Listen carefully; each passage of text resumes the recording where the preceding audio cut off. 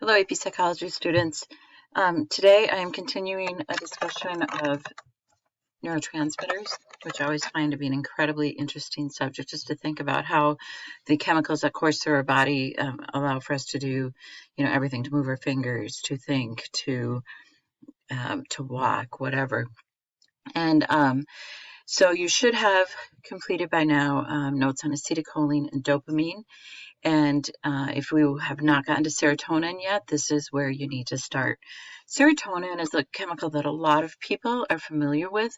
It regulates sleep, eating, and mood. So think about that. It regulates sleep, eating, and mood.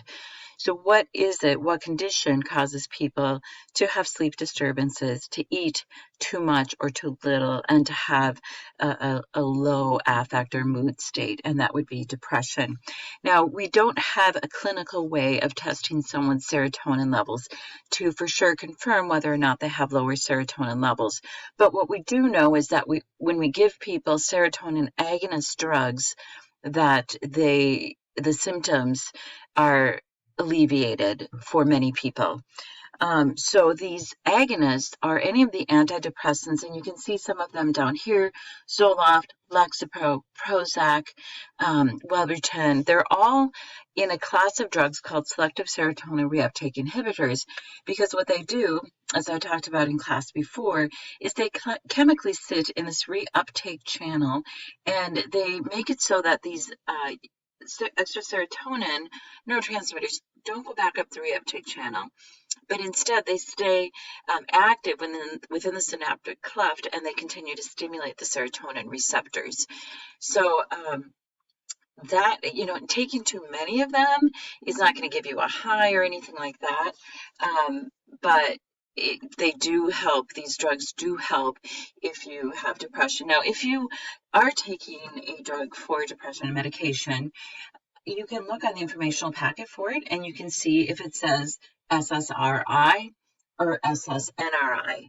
Both of those are reuptake inhibitors, and that means that channel is going to be blocked. Antagonists are kind of unusual. LSD and ecstasy block the block the receptor molecules for serotonin. So it's kind of an unusual thing that we have these hallucinogens that are actually serotonin antagonists. One thing I'd like to say in class when I talk about the SSRIs is, if you are going to take a medication like Zoloft, for example, please do talk with your physician about the side effects. Talk with them about how long it will take for them to get to start being effective. Talk about what kind of withdrawal you might have if indeed you do go off the medication. People can take SSRIs for many, many years without any known harm. However, some people do have a withdrawal syndrome, and so it's important to talk with your doctor anytime you're going to take a prescription. So this is a look at the serotonin and dopamine pathways. And as you'll notice here, the serotonin pathways are pretty much in the hindbrain or old brain areas and the midbrain. We're going to talk more about that later this week. The dopamine pathways, however, go through all of the cerebral cortex. This is the part of your brain that does the thinking, right? And so this is the motor cortex, which of course that makes sense for dopamine. And then these other areas, and then this area right here, some of you may or may not know, but you will soon. This is the cerebellum, which is responsible for our muscle memory and our balance and coordination. So the dopamine pathways are much more extensive throughout our brain than the serotonin pathways.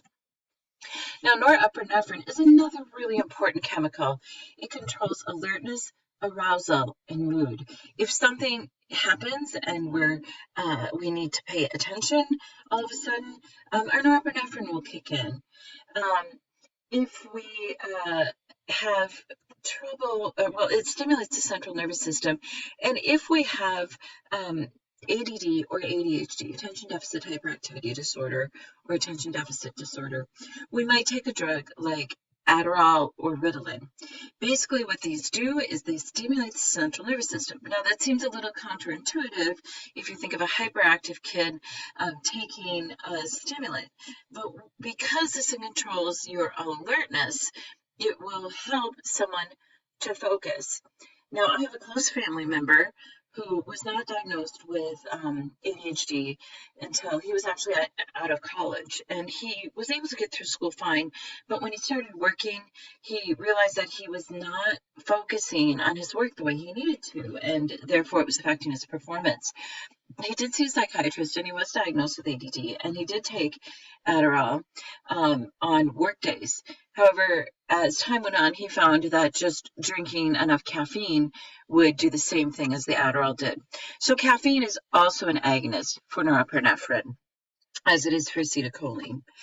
Meth, cocaine, and speed are also pretty strong agonists for norepinephrine. So they create a euphoria.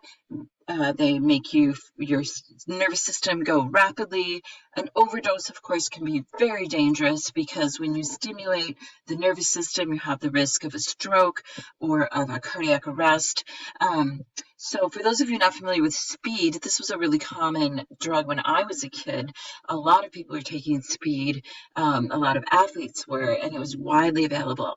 It was first developed for pilots, both by Japan and by the US during World War II for sustained bombing runs, and then it just came into the wider market. But it is not really something that is available much now. So that is a norepinephrine agonist. I can't really think of an antagonist for that. And then finally we have substance P. Now, if you've ever been burned, just think about if you've ever had a burn before. It hurts. It hurts like crazy. Okay, so my son got a burn when he was little. It was a boiling water burn on his leg.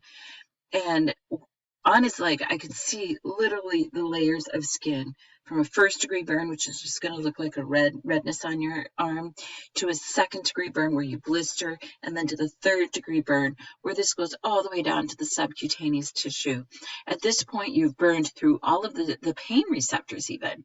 But what really causes the pain, if you have a cut or a burn or some kind of laceration on your skin, are these receptors that release substance P. So they are responsible for sending pain messages, especially from the skin. However, they also send pain messages from a part of the medulla that's like the vomiting center. It's hard to believe that there's such a thing, but there is. It's a part of your brainstem region that is responsible for life support. So if you have something inside of you that just needs to come out, well, then that substance P is going to be released, and you're going to get rid of the contents of your whatever it is that's making you sick. The antagonists for substance P are some topical ointments and creams like capsaicin. What that does is it sits in the receptor molecules and it helps to block these passing of substance P at the superficial level. There are now medications used in chemo to reduce vomiting, and so that's an important thing for people who are going through chemotherapy. That used to be a really, really awful side effect of chemo. And then for some people, even marijuana acts as a pain blocking substance when used medicinally. We do not have recreational legal marijuana in Minnesota, where I am. In some areas it's legal, but you can get it medicinally for pain relief. Now, GABA is the last one I'm going to talk about on this particular screencast. Gamma aminobutyric acid is a really important inhibitory neurotransmitter. So remember, inhibitory neurotransmitters, they prevent or they slow down the firing of a neuron or the action potential. They regulate anxiety. If our gamma aminobutyric acid is out of control, we're just going to feel very anxious. So what are important agonists for GABA? First of all, we have the benzodiazepines like Valium, Ativan, Xanax. These are really important medical prescription medications that can help provide relief for someone who's undergoing a time of extreme anxiety or even from a panic attack. They're generally only prescribed for a limited amount of time, although it is not unheard of for them to be prescribed for a longer period of time. But what I would caution you about is that both alcohol and the benzodiazepines you can get used to them and need more and more of them. That's called tolerance in order to get the same effect. And so if you are addicted to alcohol, for example, and you decide that you are going to go clean, you will or may have some side effects, some withdrawal symptoms from withdrawal from either the benzodiazepines or the alcohol. And it is really important, by the way, if you're taking a benzodiazepine, not to mix that with alcohol because those effects will just they will combine. Antagonists, not many out there. Like who wants to be more anxious, right? Back a long time ago, there used to be a rat poison called strychnine, and poor little rats, they would have convulsions and cardiac arrest or whatever. It used to be something that people would actually kind of like illegally poison someone with, but it is not on the market anymore. You will not be able to find strychnine, and it is not used as a poison anymore for rodents. So, anyways, GABA, really important for controlling anxiety.